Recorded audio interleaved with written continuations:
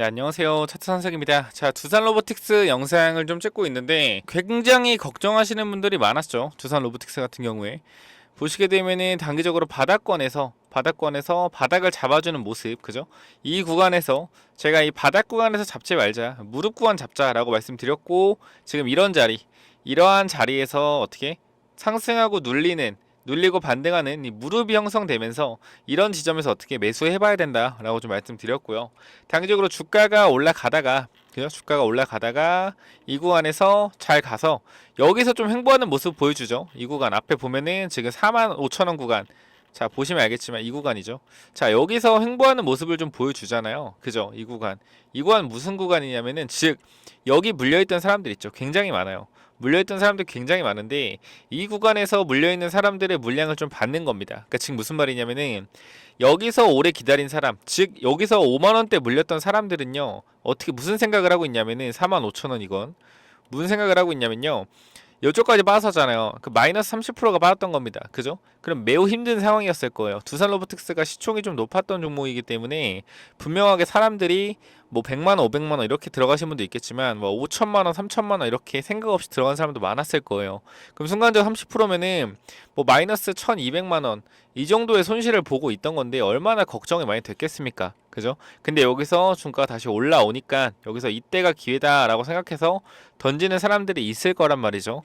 그 사람들의 물량을 어떻게 천천히 받아주고 있고 지금 여기서 이제 마이너스 1200 찍혔다가 본전으로 온 사람들은 어느 정도는 무서우니까 매도를 했겠죠. 다시 빠질까봐. 근데 분명하게 매도를 안 하는 사람들이 있을 거란 말이죠. 이 사람들을 어떻게 떨궈줘야 돼요? 밑으로 한번 빼줘야 돼요. 여기서 잘 횡보해 주다가 안 파네? 파는 물량을 받고 있는데 매도 물량이 안 나오게 된다라면은 어떻게 하겠습니까? 보시면은 거래량이 줄어들죠. 거래량이 줄어들고 있잖아요. 그죠? 그러니까 매도 물량이 안 나오는 거거든요. 이 거래량 보시면 여기서 매도 물량 많이 나오죠. 47,000원 부근. 그리고 나서 같은 구간대 거래량 줄어들죠. 즉 매도 물량이 줄어든다라는 겁니다.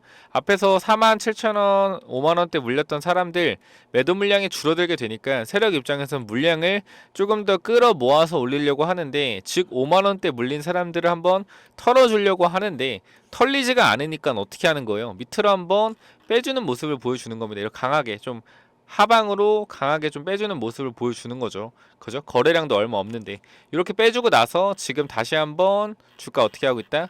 좀 올려다 놓고 있다라고 좀 보시면 됩니다. 아시겠죠? 거래량이 줄어드니까 이 구간에서 매도 물량이 줄어드니까 안 파니까 어떻게 해요? 한번 미는 거죠. 너희가 지금 마이너스 30%에서 거의 마이너스 한 5%까지 왔는데 손절 안 해? 손절 안 하면은 한번 봐봐 어떻게 되는지. 빼는 거죠. 그럼 어떻게 돼요? 지금 5만원에 물려있던 사람들은 내가 이때 팔걸, 그죠? 분명히 그럴 거예요. 이때 팔걸 이 생각 할 겁니다. 빠지고 나서. 그럼 올라오면 어떻게 해요? 그래, 지금이라도 매도하자, 좀 이러한 판단이 생긴다는 거죠. 그러니까 판단 미스가 생긴다라는 거예요. 세력들의 이렇게 세력들이 이렇게 변동성을 한번 줌으로써 개인 투자자가 원래 안 팔려고 마음 먹었던 사람들도 팔게 만드는, 이게 뭐죠? 이게 바로 롤링이고 변동성이라는 겁니다. 지금 자리에서 어떻게 우리가 좀 대응을 해야겠냐 봤을 때 60분봉으로 체크해 보면은 어때요? 지금 다시 같은 가격대 올라와 있죠. 이 가격대. 그죠? 이 가격대에서 거래가 또 줄어들고 있습니다. 이미 한번 빼고 올라왔기 때문에. 그리고 11월 17일에 뭐가 있죠? 로봇법 개정이 있죠. 로봇법 개정. 이 로봇법 개정이 있기 때문에 이거 관련한 기대감으로도 주가가 조금 올라오고 있다라고 좀 볼 수 있는데, 우리가 지금 뉴스를 보면은 자, 두산 로보틱스 상장 후 첫 실적 발표라고 나오면서 어제 뉴스가 뜨고 오늘 주가가 오르는 이유가 마치 이것 때문에 오르는 것처럼 보이긴 할 겁니다. 매출액이 56% 증가했다. 근데 영업이익은 그대로 손실이에요. 그래서 우리가 지금 봐야 되는 것은 이 매출과 영업이익에 따른 주가의 움직임이 좀 생기는 게 아니고요. 현재 자리에서는 단기적인 모멘텀과 그 다음에 11월 5일, 12월 5일, 1월 5일에 나올 수 있는 기간 물량 44만 주 곱하기 3, 즉 132만 주에 대한 물량을 어떻게 팔려는 움직임으로 보시면 됩니다. 어쨌건 지금 현재 우리가 주가를 보게 되면은 거래량이 얼마 없잖아요. 밑에 내려갈 때, 그죠? 이렇게 거래량이 없는 구간에서 기관 투자자가 매도를 하려고 한다라고 하면은 개인들이 받아줘야지 기관 투자자가 매도할 거 아니에요. 외국인이든 그죠? 근데 이쪽에서는 외국인들 엑시트가 나왔습니다. 외국인 엑시트 나오는 거를 개인 투자자가 받아줬어요. 그죠? 근데 개인 투자자가 여기서 힘을 많이 써서 물량을 많이 받아줬기 때문에 내려가면 내려갈수록 받아줄 수 있는 여력이 없는 겁니다. 그럼 어떻게 해야 돼요? 기관 투자자가 44만 주 곱하기 3, 즉 132만 주의 물량을 매도하기 위해서는 개인 투자자의 관심을 끌어야 됩니다. 관심을. 근데 주가가 빠지면 관심이 끌어지겠습니까? 안 끌어지죠. 어떻게 해야 돼요? 주가를 끌어올려서 개인 투자자들의 관심을 유도해야 된다라는 거예요. 그렇기 때문에 이거 끌어올린 주체는 기관들일 가능성이 높고요. 결과적으로 1월 5일까지 44만 주에 대한 물량이 나와야 하기 때문에 적어도 12월에는 시세를 폭발적으로 12월에 시세를 주고 정리하면서 밑에서 끌어올린 물량을 넘기면서 내려올 것이고 1월 달에 어떻게 보유 사면서 남은 거 다시 한번 끌어올려서 던질 것이다. 좀 이러한 결론들이 나오죠. 그래서 두산 로보틱스 같은 경우는 아마 시세가 12월 중에 가장 강력하게 나올 겁니다. 이거를 놓치시면 안 돼요. 놓치면 안 된다. 그리고 지나서 1월이 지나면 지날수록 시세가 약해질 거예요. 이거를 우리가 어떻게 해야 된다? 반드시 대응해야 된다. 그리고 우리나라 코스닥 기업 같은 경우는 매년 1월 1일, 즉 1월에 시세가 나오는 종목들, 얘네가 뭐 바이오가 될 수도 있고요, 뭐 AI가 될 수도 있고 로봇이 될 수도 있고 그래요. 근데 우리 이번에 1월에 시세가 났던 종목들이 누구죠? AI와 로봇주들이 시세가 굉장히 많이 났어요. 얘가 지금 어떻게 됐다? 거의 주도주가 됐죠. 2차 전지까지. 그죠? 그러니까 1월에 시세가 나는 코스닥에서 1월에 시세가 나는 종목들이 그 해 주도주가 되는 가능성이 굉장히 높습니다. 그 해예요. 그 해. 결과적으로 얘네 같은 경우는 이번 연도 1월부터 이미 로봇이라는 애들은 거의 주도주에 맞먹는 상승을 했단 말이죠. 그죠? 그럼 12월이 마지막 피날레로서 그러니까 미래 성장성은 밝아요. 네, 인정합니다. 미래 성장 밝아요. 근데 단기적으로 이 시세를 2023년도에 많이 받았어요. 레인보우도 그렇고 다른 로봇주도 그렇고 다 뭐 3, 4배, 많게는 뭐 5배, 7배까지 올랐습니다. 그죠? 그렇기 때문에 2024년도 1월에는 시세가 어떻게 좀 꺾일 가능성이 있습니다. 꺾이고 조금 침체기로 들어갈 가능성이 있어요. 어쨌건 여러분들이 계속 그렇게 저한테 얘기할 거예요. 아니 계속 지속적으로 시세가 조금 올라갈 거, 지속적으로 회사가 발전할 거고 그 다음에 영업이익과 매출도 좋아질 건데 왜 주가는 빠지나요? 라고 얘기하실 텐데 미리 좀 선반영돼서 주가가 올라놓고요. 2023년도에 그죠? 이 주가가 빠지고 실적이 올라오면서 나중에 여기 수렴할 겁니다. 그때 다시 한번 주가가 올라갈 건데 지금은 좀 많이 주가가 올라와 있는 상태고 실적은 여기 있는 상태예요. 그 실적이 24년도부터 올라온다고 하더라도 주가는 빠질 수밖에 없는 게 선반영돼서 올라간 부분들이 반드시 있기 때문에 그래서 이 부분들이 12월에 피크를 찍을 가능성이 높고요. 내년 1월에는 새로운 주도주들이 나올 가능성이 굉장히 높다라고 제가 계속 강조를 드리고 있죠. 그 주도주 중에 하나는 바이오가 될 가능성이 높다라고 말씀드렸고요. 자, 주식은 영원한 건 없습니다. 우리 2011년 그리고 2017년 우리 주도주들이 다 있었어요. 뭐 차하정 랠리도 있었고 결과적으로 걔네 주식이 뭐 3, 4년 동안 계속 올라갑니까? 2, 3년 동안 계속 올라가요? 절대 아니죠. 1년, 1년 반 올라가고 몇 년을 빠집니다. 그죠? 이게 바로 선반영. 이때 당시만 해도 현대차 뭐 어쩌고저쩌고 하면서 굉장히 좋다고 했어요.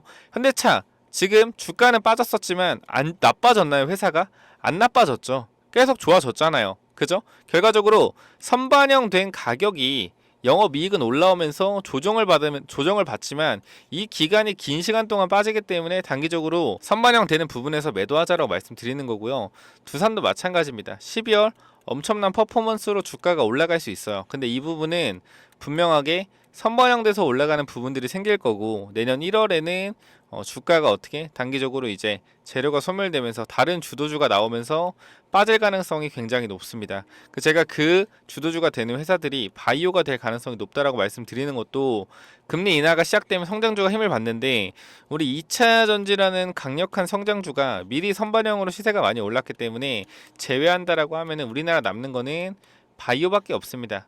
이 바이오가 지속적으로 코로나 때 언제죠? 2022년부터 22년도까지 거의 임상이 없었어요. 비대면으로 뭐든 해야 되니까 임상이 없었는데 이제는 임상이 진행이 되면서 어느 정도 결과값이 나오기 시작했고, 내년에 HLB의 임상 3상 결과도 있고요. 셀트리온 합병도 있고, 지속적으로 기술 수출을 하던 우리나라 바이오 회사들의 임상 결과 발표도 내년에 많이 몰려 있습니다. 그렇기 때문에 1월 달부터 바이오가 미친 듯이 날뛸 가능성이 높다라는 거 강조를 드리고요. 두산 로보틱스는 12월에 엄청난 퍼포먼스가 담긴 시세가 나올 가능성이 높다. 반드시 이 시세에 어떻게 나와야 되고, 그러니까 이 시세가 적은 시세가 아니고 큰 시세가 나올 거예요. 근데 반드시 조금 나와야 된다라고 제가 강조를 드릴게요. 이 부분은 선반영되는 부분들이 반드시 나올 거기 때문에, 결과적으로 지금의 시가총액 3조라는 것은 매출이 뭐 150억에 영업이익이 마이너스 뭐 60억 대충 뭐 이 정도 된다라고 하면은, 사실 시가총액 33조가 말이 안 되는 거잖아요. 그죠? 하지만 이 기술력으로 성장성을 부여받았기 때문에 주가가 인정이 되는 거고, 추가적으로 올라가겠지만 내년부터는 주가가 좀 흐를 가능성이 있다. 그렇기 때문에 12월에 반드시 나오셔야 된다는 거 제가 다시 한번 강조를 드리고요. 이 두산 로보틱스 관련돼서 제가 여러분께 도움을 드릴 수 있는 것은, 단기적으로 제가 봤을 때 이 선반영 될 수 있는 목표가, 그죠?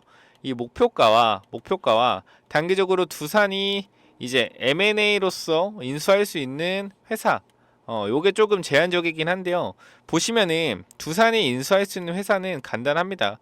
1, 2, 3 딱 세 가지로 좀 정의할 수 있는데, 첫 번째, 시가총액이 너무 크지 않은 5천억 미만의 회사일 가능성이 높고요.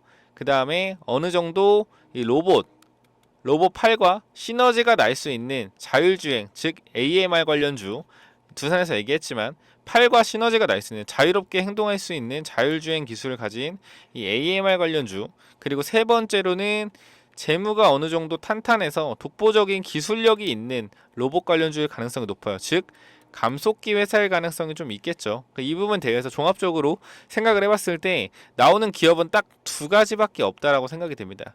요거는 제가 좀 공부한 부분이기 때문에, 혹시나 관심 있는 분들은 위에 번호 090-9201-6329 이쪽으로 두산이라고 두 글자 남겨주시면 될 것 같고요. 간단하게, 어렵지 않고 그냥 간단하게 좀 정리해놨고, 자료 만드는 데는 그렇게 긴 시간이 걸리지 않았습니다만, 제가 생각하는 노하우를 좀 담아 놓은 거기 때문에, 만드는 거는 1시간, 2시간밖에 안 걸렸어요. 기존에 만들었던 틀을 토대로 그냥 좀 집어넣으면 되는 거기 때문에. 그리고 두산 관련해서 제가 확실하게 말씀드릴 수 있는 거, 목표가랑 플러스, 그 다음에 두산이 인수할 만한 기업, 분명히 상장사입니다. 상장사기 때문에 이 상장사 관련해서 제가 두 개의 기업을 생각해 놓은 거 좀 보내드릴 테니까 반드시 받아가시기 바랍니다. 이 기업들은 바닥권에서 매집도 나름 잘 돼 있는 기업이요. 두 개의 기업은. 그래서 아마 M&A 발표가 나면은 막 상한가 몇 방은 칠 수도 있지 않을까라는 생각이 됩니다. 여기까지 하고 마무리하겠고요. 궁금하신 분은 위에 번호로 두산이라고 남겨주시기 바랍니다. 여기까지 마무리할게요. 감사합니다.